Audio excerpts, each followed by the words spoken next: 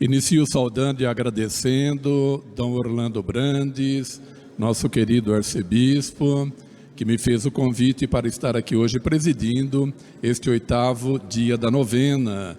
Muito obrigado, é uma alegria estar aqui. Saúdo também o superior provincial dos Redentoristas, Padre Marlon. Também o reitor do santuário, o Padre Eduardo Catalfo. Também os padres que concelebram, saúdo os diáconos, religiosos, religiosas, seminaristas, autoridades e, principalmente, os fiéis devotos de Nossa Senhora, que se encontram aqui no santuário e que rezam conosco também pelos meios de comunicação. Como nós ouvimos e cantamos na entrada, o tema central é Maria, ensinai-nos que vocação é graça e missão. Vocação. Vocação significa chamado. É Deus quem nos chama. E o primeiro chamado que Ele nos faz é a vida, é a existência. A vida é uma graça de Deus, é um dom de Deus, é uma gratuidade de Deus. Nossos pais são os transmissores da vida, mas a vida é uma graça. E devemos viver e conviver bem nesta vida, rumo à pátria definitiva. O segundo chamado que Deus nos faz é no batismo, para sermos homens novos, criaturas novas, para construirmos uma humanidade nova. Se você conhece alguém que não é batizado, um jovem, um adulto, seja missionário. Fale da importância do batismo. Indique o caminho da igreja, porque no batismo nós somos incorporados à salvação que Cristo nos trouxe. Somos incorporados à igreja e a esta humanidade nova. O batismo é a fonte de todas as vocações. E no terceiro chamado na igreja, nós temos a vocação aos ministérios ordenados, diáconos, padres, bispos e aos fiéis leigos comprometidos. Fiéis leigos comprometidos, que recebem uma missão especial. E agora, nesta caminhada do Sínodo, nesta Assembleia que está acontecendo lá em Roma, que vai até o dia 29 de outubro, lá nós fazemos esta caminhada. Bispos, padres, fiéis leigos, porque nós formamos a igreja, o povo de Deus, e devemos caminhar juntos.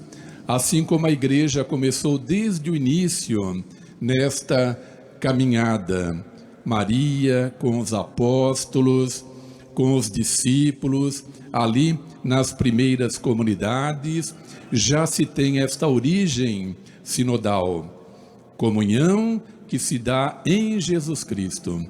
A nossa comunhão se dá no Senhor. Depois na participação e na missão, de acordo com os dons e carismas. E hoje o tema central é Maria, ensinai-nos a construir uma sociedade justa e solidária. Ensinai-nos, porque nós precisamos aprender com Maria. É preciso aprender esta sociedade com Nossa Senhora. Como? Com uma fé comprometida. Uma fé aqui dentro da igreja e uma fé comprometida de segunda a sexta-feira na prática da justiça e da solidariedade. Com o nosso testemunho, com a nossa coerência de vida, com a nossa presença. Eu vou me basear um pouco na carta encíclica Fratelli Tutti, sobre a fraternidade e a amizade social, que foi escrita pelo Papa Francisco no dia 3 de outubro de 2020. Esta carta já foi estudada por todos os padres, já foi partilhada nas comunidades eclesiais. Eu vou tocar apenas em alguns pontos.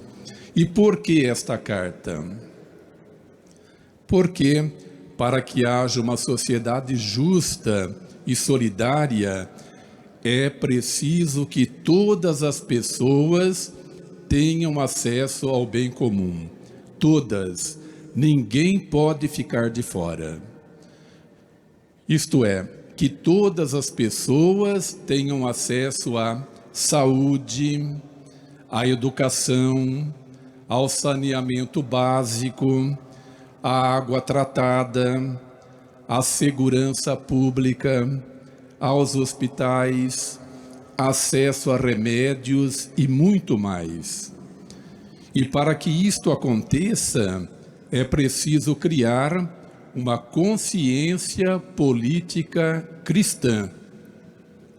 Consciência política cristã. E o Papa fala dos vários tipos de política, pois ele escreve para o mundo inteiro, mas que serve também para nós, ressaltando que a melhor política é aquela que promove o bem do povo, o que não visa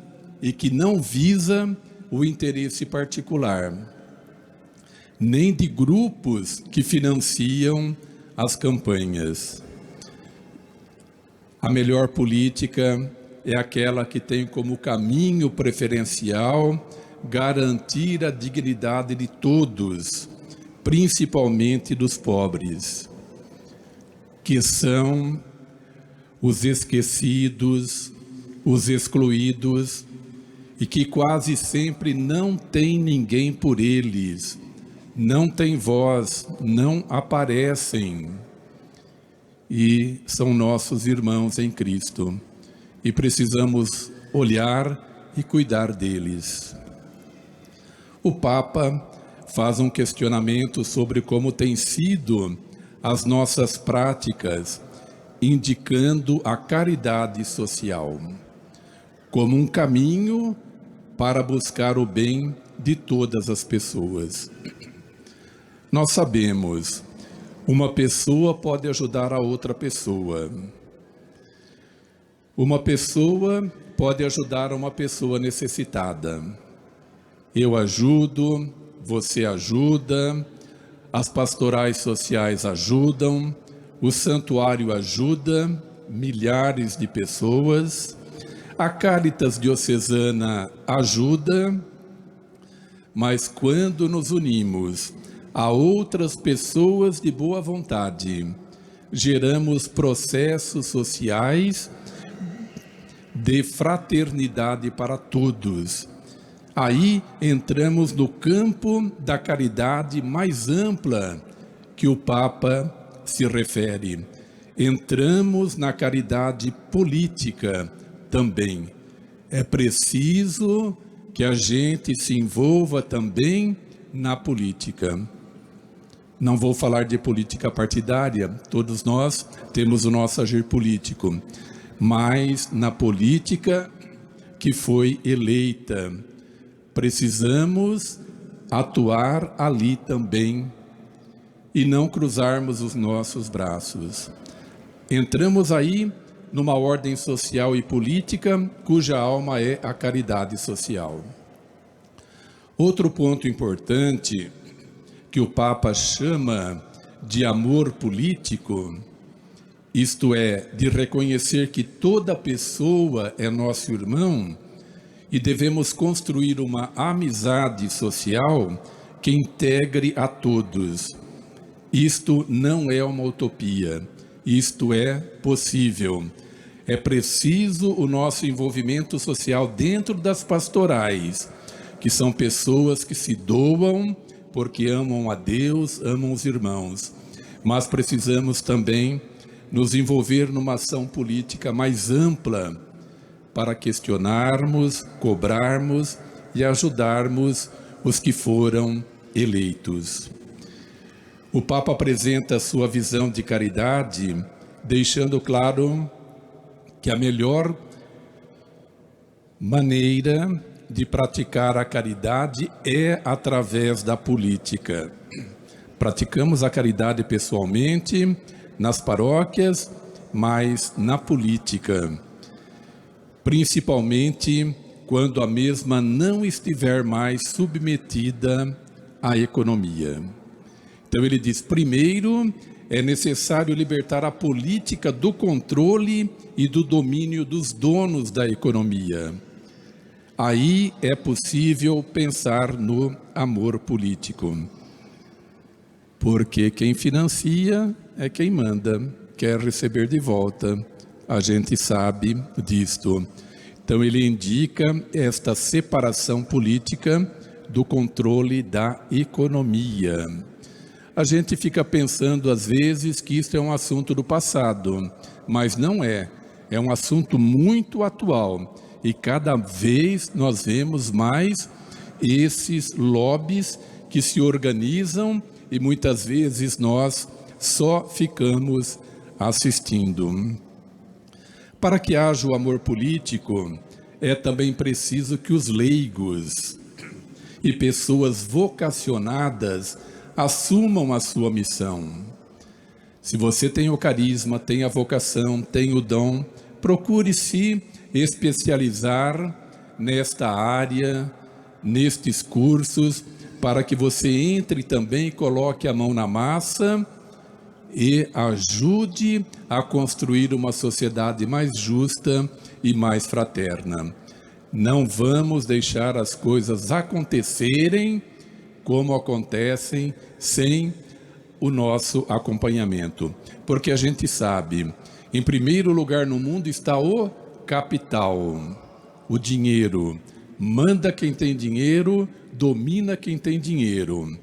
Em segundo lugar está o trabalho, com um exército de reserva, mal remunerados, cada vez mais automatizando as coisas. E em terceiro lugar que está o homem que é a imagem e semelhança de Deus. Desta maneira, nós estamos manchando a dignidade humana, e é um pecado contra a humanidade.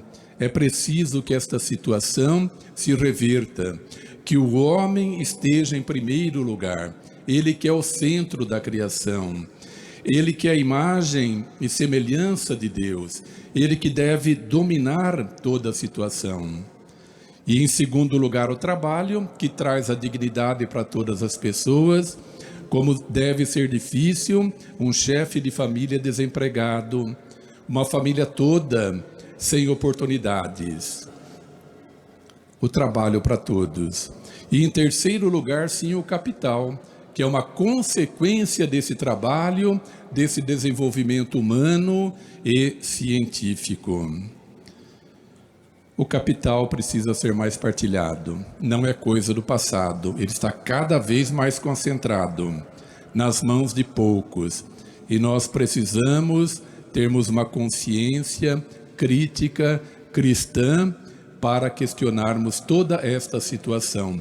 E na medida do possível, que leigos comprometidos com o seu carisma, com o seu dom, entre também nesse meio social. Jesus nos ensina no Evangelho de hoje que nem todo aquele que diz Senhor, Senhor, entrará no reino dos céus, mas aquele que faz a vontade do meu Pai. A vontade de Deus, o sonho de Deus é que vivamos e convivamos como irmãos em Jesus Cristo, como filhos de Deus, que formemos uma família de Deus, uma família santa, um povo santo, em companhia com Nossa Senhora, que é Mãe de Deus, que é Mãe nossa, que nos acompanha em todas as nossas necessidades e situações, e que devemos entregar a ela sempre os nossos problemas, as nossas preocupações, porque ela cuida de carinho destas situações e as entrega nas mãos de Jesus. É possível sonhar com um mundo mais justo, mais fraterno, isto é possível. para encerrar, queira Deus que com a intercessão de Nossa Senhora Aparecida, padroeira do Brasil, possamos renovar todos os dias a nossa vocação de amar e servir, construindo o reino de Deus que liberta e dá vida e vida eterna. Amém. Amém.